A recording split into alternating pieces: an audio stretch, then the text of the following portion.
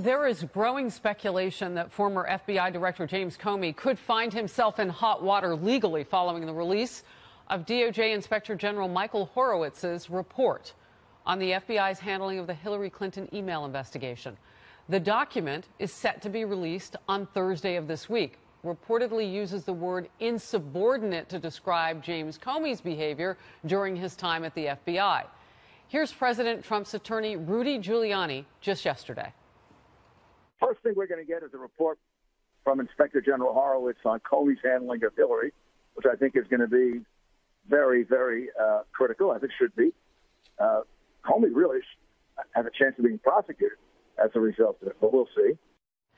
Comey has previously defended his handling of the email probe by saying he made the best decisions possible given the situation. Let's bring in Alan Dershowitz, Harvard Law Professor Emeritus and author of the book, The Case Against Impeaching Trump. Always great to see you. So talk to me about Rudy Giuliani and James Comey. Is he right about what he's saying in terms of he could find himself in legal trouble? Well, Rudy's a good friend of mine and a great lawyer, but I fundamentally disagree with trying to criminalize political differences in this context. Look, I've been a longtime opponent of trying to criminalize political differences by Donald Trump and by people in the Trump administration.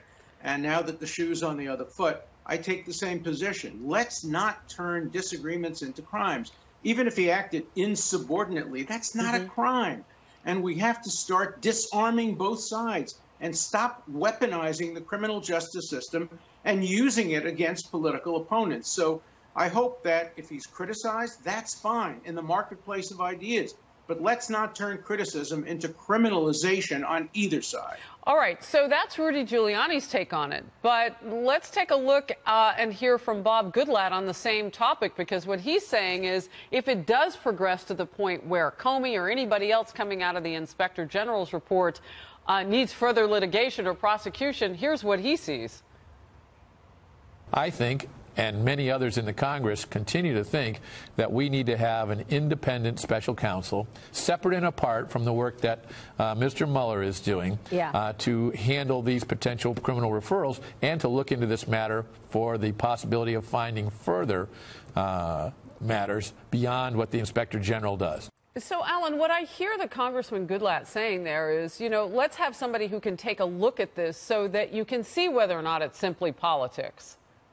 Well, that's what the Inspector General is doing. But, you know, I don't think two wrongs make a right. I think it was wrong to appoint a special counsel to investigate Trump. I think it's equally wrong to appoint a special counsel to investigate Comey. You know, everybody thinks that special counsel... Even though we know he's leaked information, we know some of the things that James Comey has done. And by the way, politically, he's not making either side of the political aisle happy.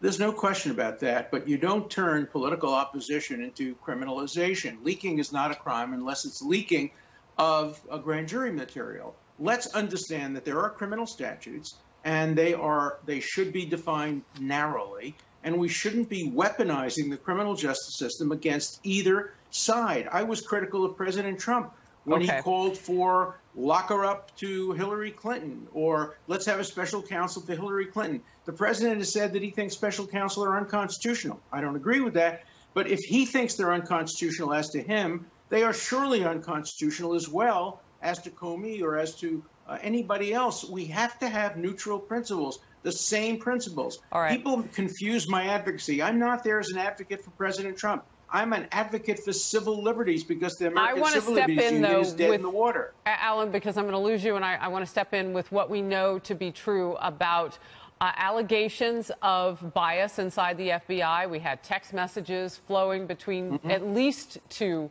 employees that we know about who were having an affair, who would like to press against this president. And was there bias inside the FBI? I mean, the Inspector General is looking at a whole lot here. And he should be, and those are appropriate functions for the Inspector General. To me, having an honest Inspector General, and we have one, obviates the need for special counsel. He should be looking into this, and he will make a report. And if there's signs of bias that come out of this, we know that he can't prosecute. So if there's signs of bias... He can't prosecute, but he could recommend prosecution, but he has to show that there's an actual crime committed, and that crime would be prosecuted whether it was done by a Democrat, a Republican, or an independent.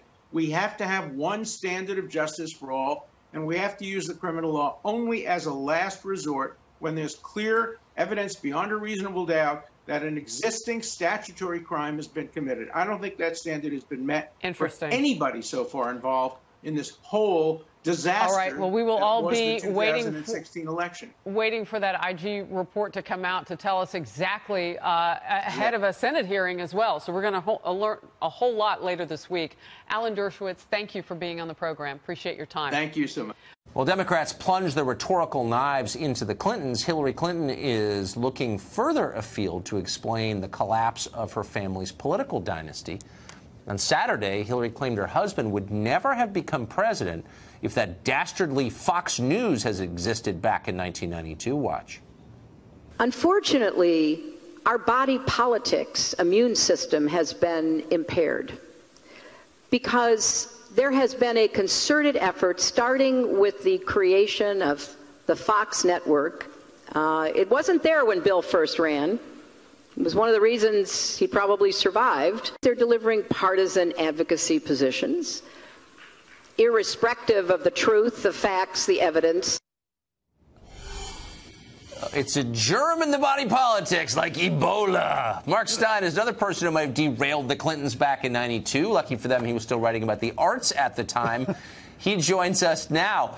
I mean, what do you? I hate to agree with Mika Brzezinski, but maybe she was onto something when she said that Mrs. Clinton, Secretary Clinton, should, stop talking about this stuff. I think so. This was their 25th anniversary gala of the great Clinton victory of 1992. And there were the two of them there with James Carville. And you got to bet that there were a lot of big shot Democrats who were invited to that who are no-shows. I mean, right. to go back to what Tammy was talking about. The Democrats are like this on everything. They didn't care. They weren't worried about the Russians during the Cold War.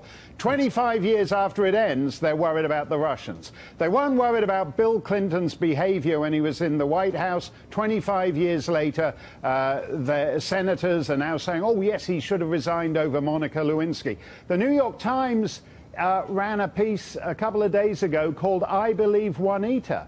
Well, I wrote my I Believe Juanita piece I'm going to remember the exact date, February 25th, 1999 in the National Post of Canada. So I was right 18 and a half years ago when it mattered. And as Tammy said, they all knew that what Bill Clinton was doing, and it didn't matter. They trashed those women. There were all kinds of women. He liked all kinds of women. He liked young women, old women, svelte women, full-figured women, all kinds of women. And no matter what, he liked upper middle-class women. He liked women from trailer parks. He liked women generally. And no matter what kind of woman he trashed, the Democrats piled on in destroying all those women. Yeah, I noticed it vividly. So what do you make of Hillary Clinton saying out loud, if Bill Clinton had been covered by a real news organization, Fox News, he never would have been president? That's not really an attack on Fox News. It seems more like a compliment to me. Yeah, because a couple of minutes after that, they admitted that, in a sense, they faked his victory in New Hampshire. He lost the New Hampshire primary. To Paul Tsongas. To Paul Tsongas, who no one remembers now. But he stood on stage and declared himself the comeback kid. And at that time, ABC, CBS, NBC, and CNN, which is all there was, went along with the comeback kid narrative. Just as when all the sex stuff came up, they went along with the old news, nothing to see here, time to move on narrative.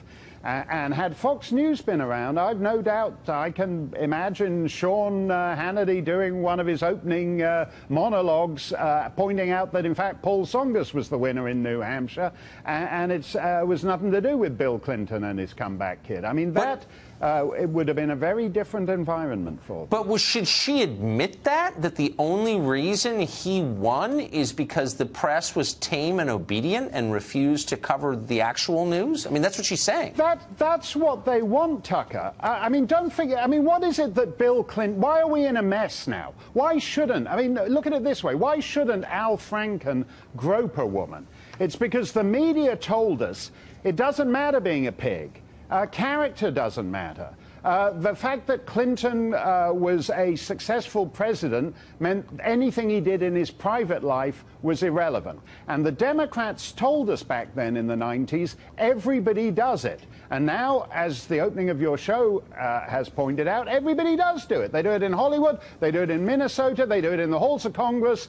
They've got respected PBS anchors walking around naked in front of female, and I don't mean Big Bird, other ones, walking around naked in front of female staffers. It's, where did that come from? Everybody didn't do it until Bill Clinton reestablished droit du seigneur on an industrial scale. Mark Stein, like nobody else. Thank you, Mark.